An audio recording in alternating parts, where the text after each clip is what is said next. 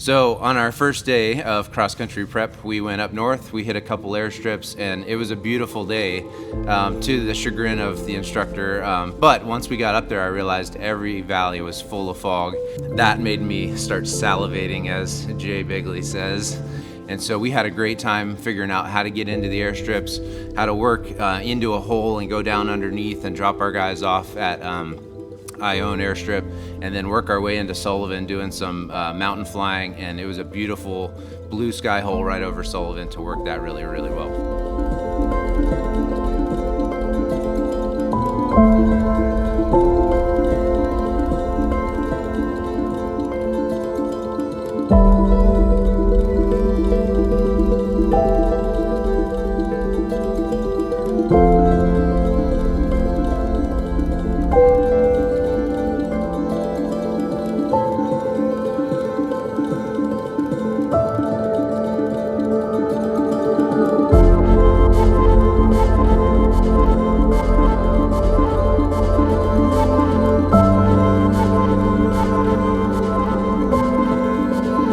Kyle White and I were flying, and I took him into Kavanaugh Bay. We were landing downhill. The sun was in our eyes, kind of shining. We came over the trees, and right there, as we're coming into the flare, there were 2 deer right in our path to land. So I said, "Go around, deer." And so he goes around, and as we're climbing out and he's cleaning up the airplane, he looks at me and he goes, "So all those times you said deer, it actually could really happen, huh?"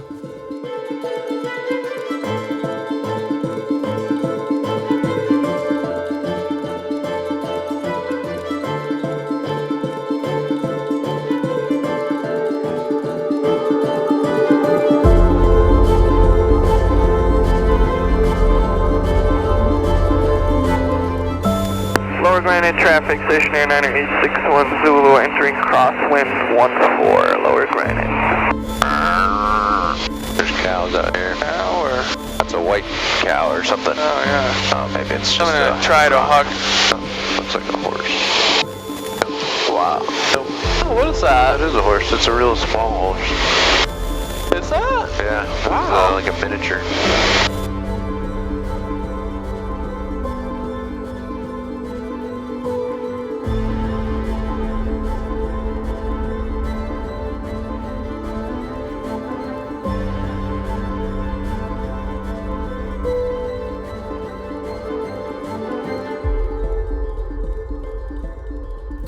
On the second day of mountain cross-country preparation, we went to Idaho and we got to this airport called Elk City, and it's a really cool airport.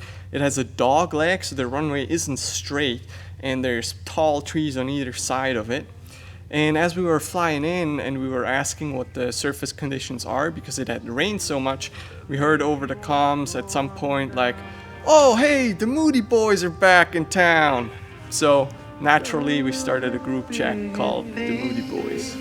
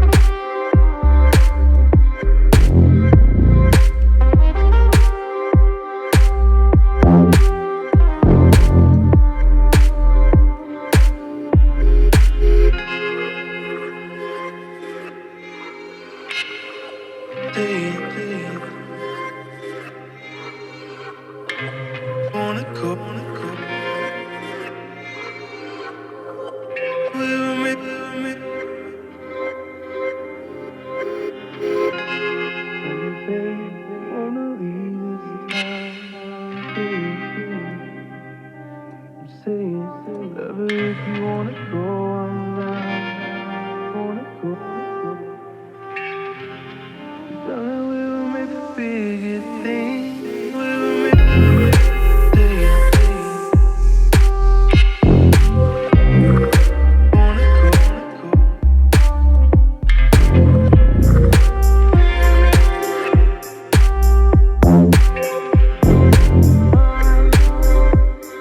day one of the Seattle trip.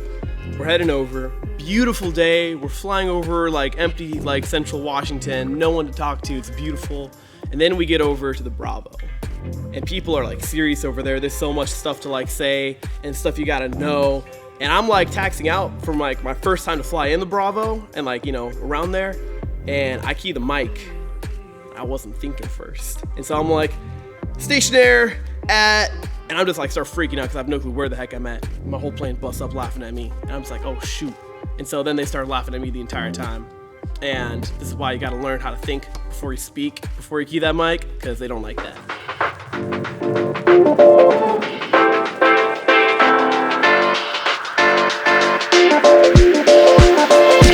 Here we go.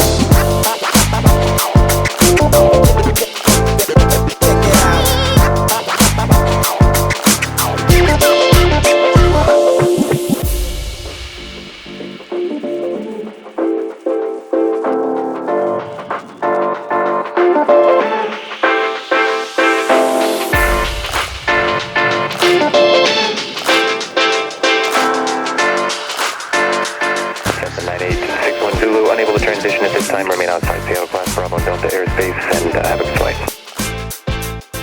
I had the privilege on our Seattle trip day 2 to fly us out to Copala State Beach area. So I was flying with Joel.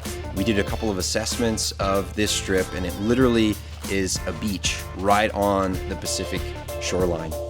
Epically fantastic and beautiful. So we did a couple of approaches, checked the firmness of the surface, and then the controls were passed to me and conduct the landing, and it was an unreal experience. We promptly landed, shut the plane off, and went to the restroom because our bladders are all really small, and also inevitably had to jump in the ocean. That was really fun, into the skivvies, and then from there loaded up and head back east.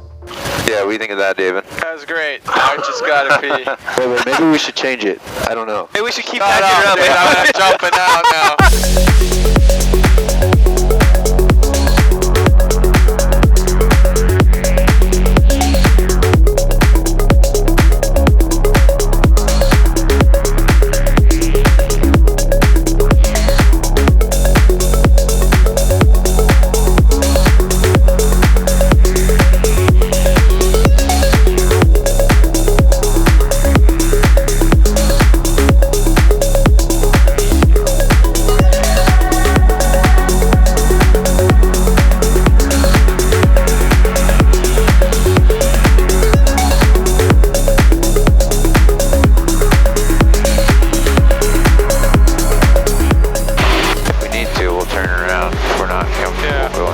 Doesn't look very comfortable for me right now. It doesn't. So let's just do a circle and we'll keep climbing up.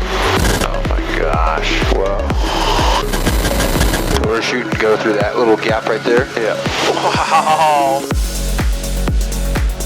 Yeah, that feels more comfortable here. Yeah, definitely. Dude, this is so pretty. This is stunning. The Bright in here. mountains proclaim your glory. That's right. Amen to that, dude. Dude, what is this? This is freaking amazing. Whoa.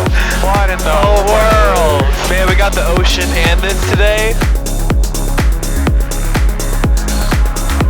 What a privilege. What a privilege indeed.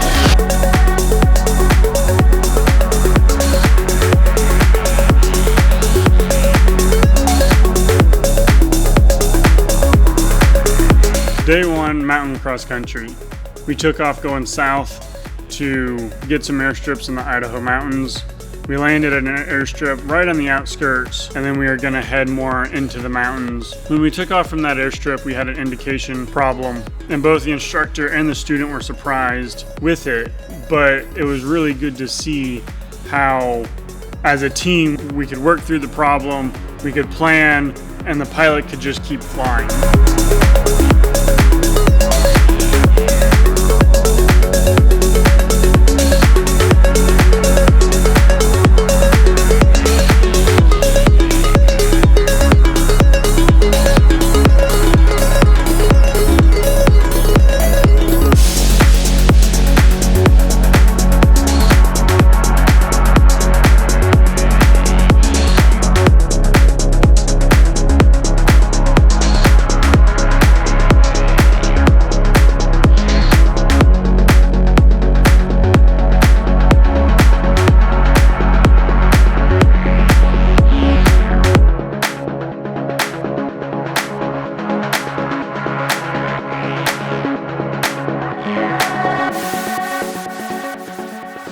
class, you ready to listen? We're going to talk about today's flight. It was great. First, we're going to land better than we did.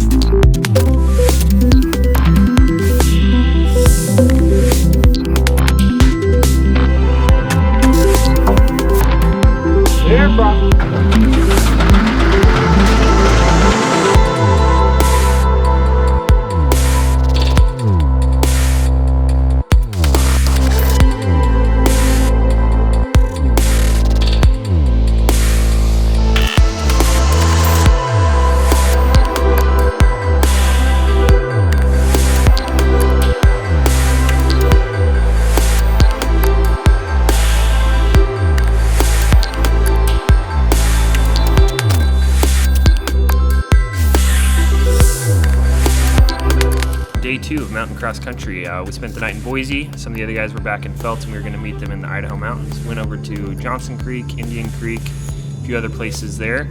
And then we went to Warm Springs, which has a hot springs by the airstrip, which was a lot of fun, so we got to get out and do that. All right, Ryan, we're going to take you to the hot spring because you're part of this crew.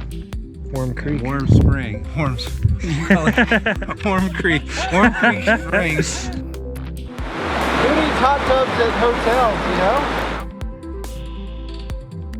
Coming back into Boise for the night, I got to wear this thing and did no navigation other than just my headings. Didn't have GPS, VORs, or any of that. So I ended up just slightly off, and when I came out, took up the hood, looked outside, saw a runway. Wasn't the right one, but I didn't realize that until after I landed, and then got to take off and go back into Nampa for the night. So it was a good day.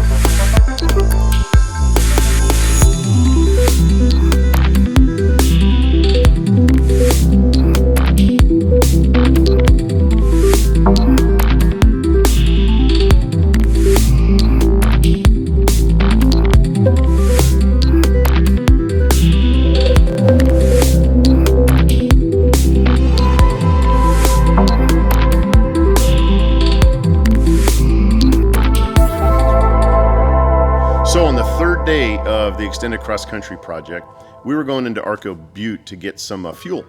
One of the few places you can get fuel. So we had come out of the mountains, gotten some fuel, and had battled a crazy crosswind getting out of there. And well, Kyle was the next guy to fly. So Kyle, we got fuel, we ate, Kyle gets in, and he thought he did the entry checklist. Maybe he did, I don't know. But anyway, as he's harnessing up, he looks outside, and the chocks are under the left main tires. He's like, how in the world can that be? I thought for sure I took those chocks out. Well, he got out, and I think it was then that he noticed that Andrew was running back to his airplane in the parking area. They were dealing with some maintenance issues, and apparently Andrew had snuck underneath the fuselage from behind, I guess got in the baggage area, got the chalk, stuck him under the tire, and yeah, I don't know what else to say. Yo, so I think we're probably going to be heading to Spokane today. The forecast discussion is saying that the ceilings are supposed to be above 3,000 in eastern Washington, northern Idaho, into the evening, and then start to drop. The winds aloft are picking up tremendously this evening into the early morning. And the rain, I think they're calling even for more rain than what they were saying before.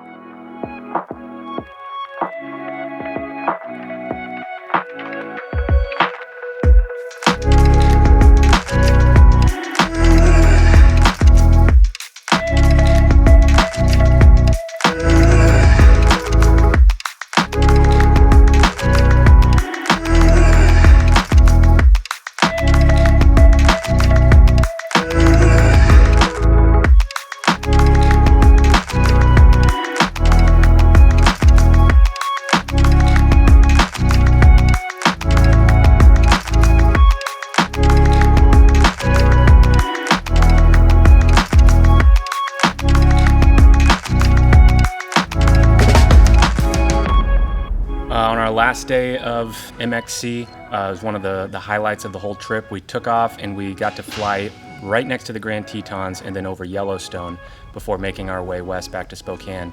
And when we were flying next to the Grand Tetons, I got the privilege of being the one to pilot our plane through that spot.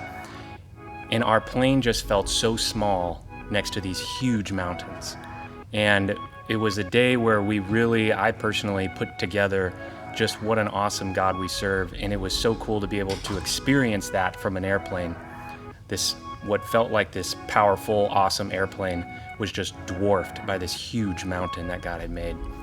And it was truly a moment of flying, but also worship.